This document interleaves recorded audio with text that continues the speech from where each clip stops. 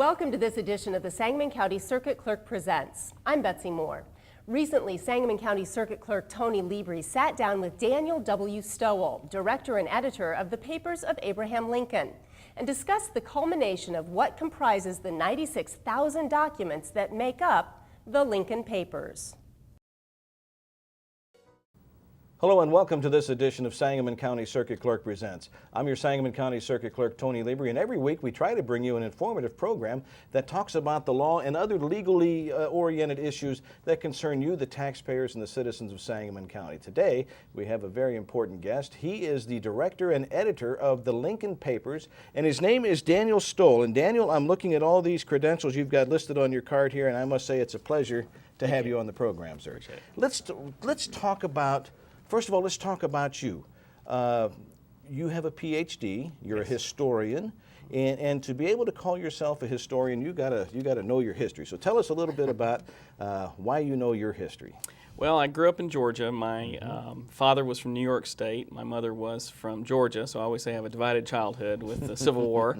I went to the University of Georgia and majored in history and political science. Decided I wanted to pursue history professionally. And then got a master's there and went on to the University of Florida for a PhD. And I was interested in legal history, I was interested in documentary editing, and a position came available with the Lincoln Legal Papers, as it was called at that time. And I joined the project in 1996. Now you had a specific niche there, legal history. What inspired you to do legal history research? I've always been interested in the history of common people, and the legal history really opens up a world that you don't see from the political documents and from sometimes the newspapers. You see the struggles of individuals with the legal system, all sorts of family squabbles and property squabbles, and all kinds of issues come up in the legal system. That's interesting. So how did you end up in the Springfield area? I assume because of the Presidential Library, but is this something that you have planned on for some time? Boy, I would love to do Lincoln, you know. Well, I did a dissertation on the religious reconstruction of the South after the Civil War, and Lincoln played a minor role in my dissertation, but I was always interested in Lincoln. I read Carl Sandburg when I was younger and all of that. So it was a dream job for me. It combined a lot of interests of mine: documentary editing, legal history, Lincoln. And I also came at an ideal time because the director was about to retire, and so I was able to become well, it speaks well of you that you're able to land, as they say in the business, a gig like this, because it doesn't get any better than this. No, it doesn't. Well, you're a lucky man, but I'm sure you've earned everything that you've gotten, so good for you. Now, we have in front of us what? This is a 4-volume edition of Lincoln's Legal Papers. We published in 2000 a comprehensive edition of all of his papers, 96,000 documents on DVD-ROM. 96,000 documents from over 5,100 cases that Lincoln and his partners handled over his 25 years. This is a very highly selective, about 50 cases, where all the documents are transcribed, they're put into their historical context, we identify the people, the issues, the events, how it relates to Lincoln's overall law practice. And so this is the culmination, really, of the Lincoln Legal Papers, which is now Series 1 of the Papers of Abraham Lincoln.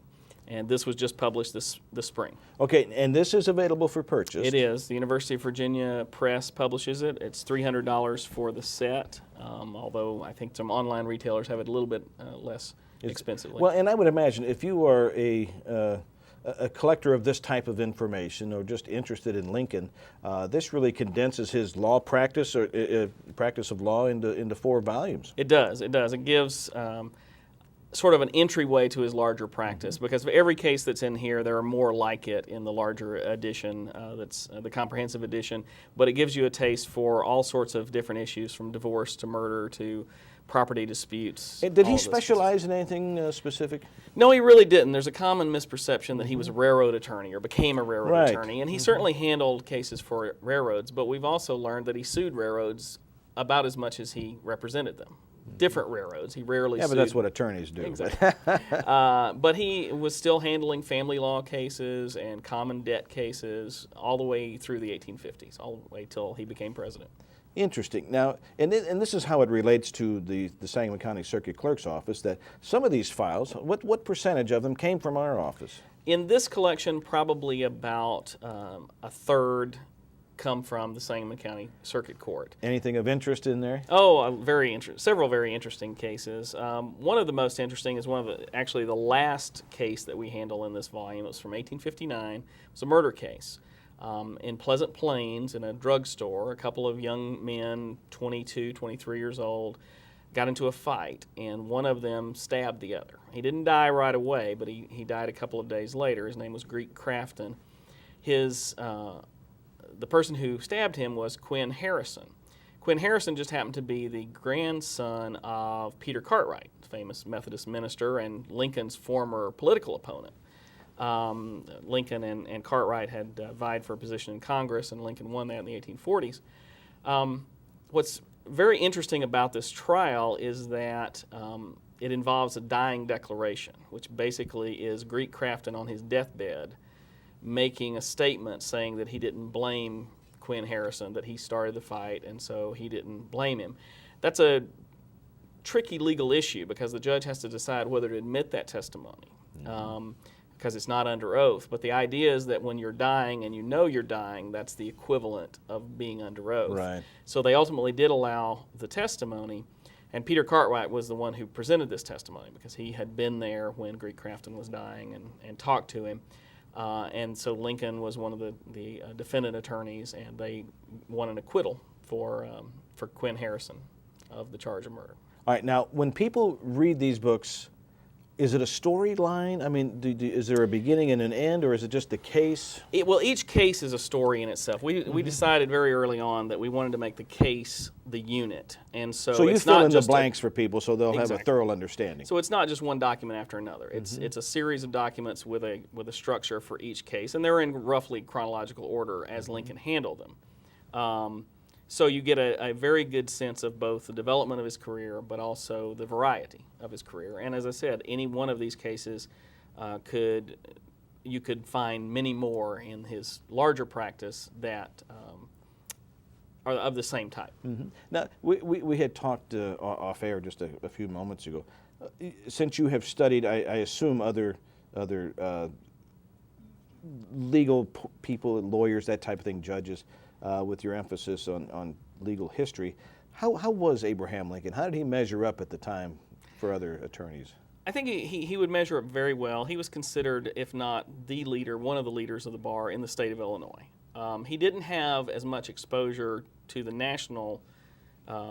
He certainly handled cases in the federal courts. There's no doubt about that. But he didn't have the national stature that, say, a Daniel Webster or someone of that sort did, primarily because he wasn't on the East Coast, where a lot of the major That's where the decisions, action was, right? right. Philadelphia, New York City. Well, what Boston. made him stand out? What made him a good attorney that the others just didn't have? Well, several things, I think. One is that he was very good at presenting his case to a jury. He was At a level they could understand, exactly. perhaps? Okay. And he always told his law partner, shoot low down, and they'll understand you. Don't shoot over their heads when you present. That's still good advice exactly. today. Yeah. So he had a great rapport with juries, but it was more than just sort of a folksy, homespun attitude. He understood the law, and he was able to take complex legal issues and boil them down. And judges and other attorneys appreciated that too. So it wasn't this kind of all shucks a presentation. He understood the law, he understood the cases, and he was able to really apply it. And I think some of that goes back to his love of mathematics and geometry. He had a very precise mind, and he really liked to boil things down into a precision. And then, of course, he had that wonderful gift of language. And I was going to say, everything I have read always led you to believe that he was just a good old boy, but he was a very sharp good old boy. He was a very sharp good old boy. He exactly. just had that in his personality where he wanted to be and I have other friends, or it's very rare actually, but I have other friends that have that capability where you sit down with them and they make you feel like you're the only person that matters, and that's how you could sum up Abraham Lincoln, I think. Yeah, I think so. That and being a bad dancer, in the worst way. He Remember that? danced in the worst way. That's exactly. right. Well, tell me some more. What are some others? Are there significant Sangamon County cases? I mean, that were really landmark cases? cases in his career? Well, there certainly were a number of cases that he handled in Sangamon County in the federal courts and in the Supreme Court. And of course, that's another thing about his career that really made him important. He was right here in the center of everything. He was not only in the Sangamon Circuit Court, but he was in the Illinois Supreme Court. He became what we would refer to as a lawyer's lawyer. Other attorneys would submit cases that were coming to the Supreme Court. They would turn them over to him to handle for them in the Supreme Court. The federal courts as well. In the 1840s, he and his partner, Stephen Logan, handled a lot of bankruptcy cases when the federal courts were handling those. So there was a lot going on here in Illinois. Now you have to be granted permission to act in the Supreme Court. Were the situations similar then? Did they have to have some kind of credentials to be admitted to the... Credentials, yes, but not the same kinds as today. They had to be a person of good moral character. That had to be officially recorded. They had to have other people come forward and say, this is a person of good moral character. Because, again, this was a very transient community. You know, people were moving in from the east at all times, and people wanted to know who these people were. So you had to be enrolled. He had to be enrolled both in the Sangamon courts, the Supreme Court, and the federal courts as a separate processes. But once he was in the Sangamon court, he could practice in other circuit courts in the state. So he had to have that, and he had to be interviewed, sort of tested, and I use that loosely, by a couple of other attorneys who were appointed a committee. And they would sometimes ask him a lot of questions, or would ask a candidate a lot of questions. Sometimes they would ask him just a few. He himself later on did this kind of interviewing for younger attorneys to get their admission to the bar. So it was a looser system, I suspect, but not. But apparently as effective as it needed to be. Yeah. Right. Now you had mentioned Logan, and of course Herndon was one of his partners. How did they shape up as far as attorneys? They were good. Well, John Stewart was his first attorney, and he really opened up a whole new world for Lincoln as a newcomer from New Salem coming into Springfield. Stewart had connections, both family and political, and so he did a lot for Lincoln sort of in connections. Then Logan became he became Logan's junior law partner, and Logan was considered to be one of the best legal thinkers at the time in the state.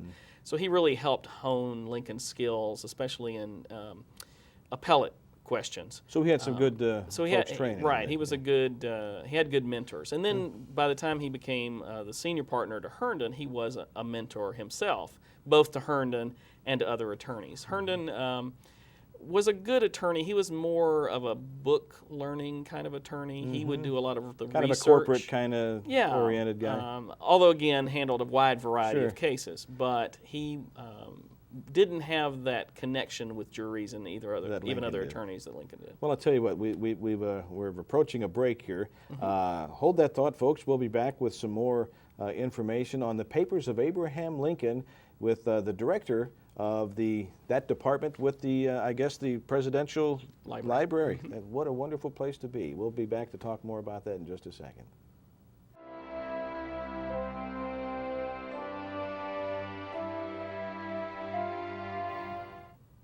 We're back with Circuit Clerk Presents. I'm your Sangamon County Circuit Clerk, Tony Libri, and today we have Daniel Stoll with us, who is the the director and editor of the Papers of Abraham Lincoln. And we're looking at a 4-volume set, which is called this is Phase 1, Series 1 of a three-part series, The Legal Papers. Correct. And you have roughly 50 cases documented in these 4 volumes. Series 2 going to be called the Illinois Papers. Tell me a little bit about that. Series 2 is largely everything from his career, his political career, his personal correspondence, up to the time that he's inaugurated as president. Okay, so it's a broader overview. These are specific papers mentioned here. Right. And then in Series 3, Presidential Papers. Right, and that's just what it sounds like. It's all the papers, but we are not just looking at the letters and documents that Lincoln wrote. We're also looking at letters to him. And again, this is where I get excited as a social historian, because we get not only what Lincoln and other major politicians and leaders and generals and all of that wrote, but we also get the common people writing to Lincoln and about an amazing array of things, all sorts of interesting questions. A lot of people want jobs. But Imagine that. Exactly. But a lot of people also have all sorts of interesting ideas about what to do with the South and what to do about slavery and what to do about all sorts of issues. Imagine having to face those kinds of issues at one time. Exactly. At a time when things weren't as automatic and like they are today, let's say. And you didn't have TV and the internet to bounce ideas off of other folks instantly, so you had to be on your own. Imagine how tough that would be, and it tells you what that tends to let you know that Abraham Lincoln was a strong individual who, in my opinion, and I assume yours, perhaps one of the best presidents we've ever had. I think so, and I think one of the strengths, and you touched on it, is that he surrounded himself with top people. Obviously, many of the members even of his cabinet, former enemies. Exactly. Yeah. Many of the members of his cabinet were former political rivals. Right. And I would also add, almost all of them were attorneys. So he That's right. interacted with them very much the way he had learned in the law. And so he sent them interrogatories about political questions, about what to do with the Fort Pillow massacre, what to do with Fort Sumter, what to do about the state of West Virginia, which was, after all, seceding from Virginia, but he had said secession wasn't a viable option. Right. How do we handle that? He was basically querying another set of lawyers when he asked his cabinet for advice on those things. So he could work a jury and work his political enemies in the same fashion and bring them to the conclusion that he was looking for. And Seward very quickly, William Seward, his Secretary of State, his major political rival in 1860. He was his major political rival. Is Right. a good way to describe that. Quickly learned that he had underestimated Lincoln's abilities as a leader. Did they end up friends? Yes, they did. They were very close friends, as were Lincoln and his Secretary of War, Edwin Stanton. Personal friends. A Team of Rivals, I think, pretty much discussed that. That was the topic of the book. A great book, by the way, but I was fascinated with how he could turn an enemy into a friend. And I've only met one other politician in my life that can do that, and I perhaps won't say who that was, but it was a governor who I saw go out and address on the lawn of the state capitol and address a labor group that was out there, and this was some time ago, and they were booing and chanting, get rid of the bum type of thing. And at the conclusion of his 20-minute speech, they were cheering for the guy. I had never seen that before, but I imagine that's kind of what Lincoln would have been like. Let's talk more about Lincoln's cases. Again, we have 50 cases contained in this collection of legal documents and cases. Right. Let's talk some more about Abraham Lincoln's cases. Well, one that comes to mind that's very interesting, that centers on a railroad here in Sangamon County, involved a rather esoteric topic: stock subscriptions. When a railroad was going to build, they would go out to the communities through which the railroad would run and try to get subscriptions of sell stock, basically, and get funding from the local populace. And there was a man named James Barrett who had a lot of property out in the Berlin, New Berlin, Loami, that section of Sangamon County. And the original plan for the railroad was that it would run out, I believe, to New Berlin and then cut south down to Carlinville, Alton, St. Louis, ultimately. It was actually called the Alton and Sangamon Railroad. So it was going to tie in that way, and it was going to run through his property or very near his property. It was going to obviously make his property much more worthwhile. Then the corporation decided to straighten the line and basically, the best I can describe it, bring it through Chatham, what would be now Chatham, and make it a more straight line. And he said... It's interesting how these things are still problems today, Exactly.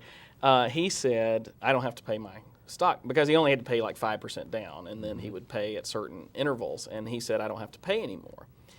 And Lincoln represented the Alton Sangamon Railroad, and it ultimately went to the Illinois Supreme Court. Lincoln won, and they said, in essence, if they had changed the very nature of the corporation, if they had changed it from a railroad to, say, a steamboat line, obviously that wouldn't be possible there, but in other areas it could be, or if they completely changed the termini of the railroad to, Springfield and Decatur or something, then that would have invalidated the original stock subscription, and he wouldn't have had to pay. But simply straightening the line, altering the route wasn't sufficient. Right. What's interesting about this case is that ultimately Lincoln, in a later case, a few years later, is on the other side, and he gets caught with the precedent that he helped to set in Barrett, and he loses because he had helped to set the You know, precedent. this is the question I've never asked a historian before about Abraham Lincoln.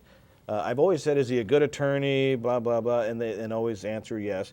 Did he win most of his cases? I've never asked that. We wrestled with that a lot about what it means to win a case. Yeah. And it's a difficult question. And let me give you a couple of reasons why it's a difficult question.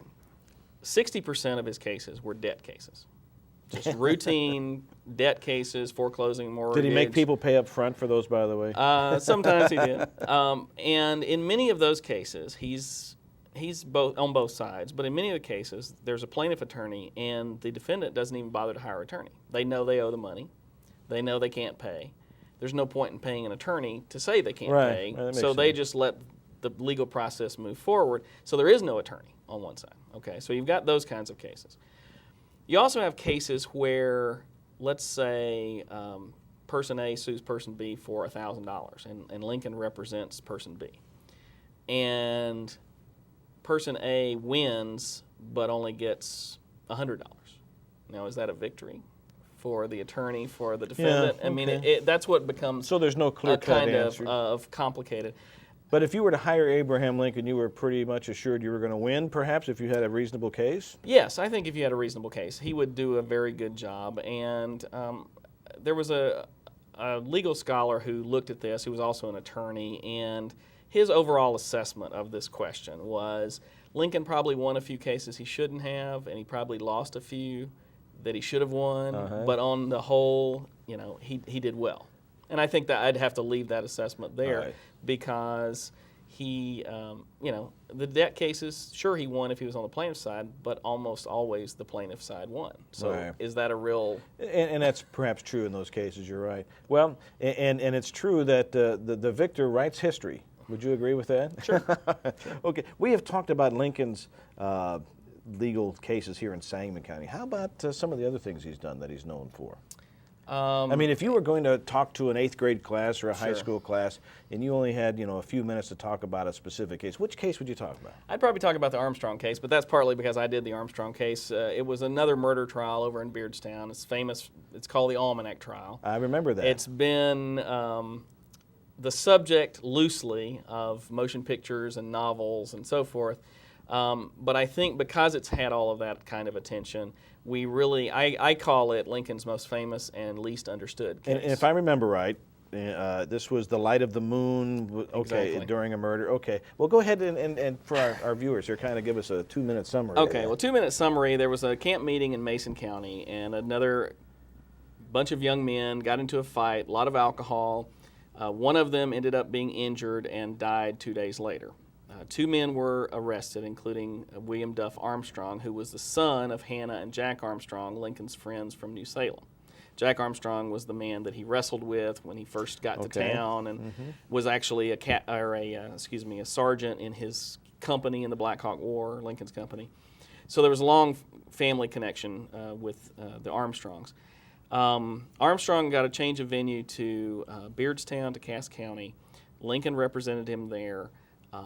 What we often hear is that Lincoln discredited a prosecution witness who said he saw the events, the murder, by the light of a moon high in the sky. Lincoln produced an almanac that showed that the moon was almost to set. It was within an hour of setting. It was low in the sky, and he discredited the witness. Wow. That's what we hear. That's sort of the Perry Mason Right, part. right. But there's several other parts of that equation. That's true. He did discredit this witness with this almanac.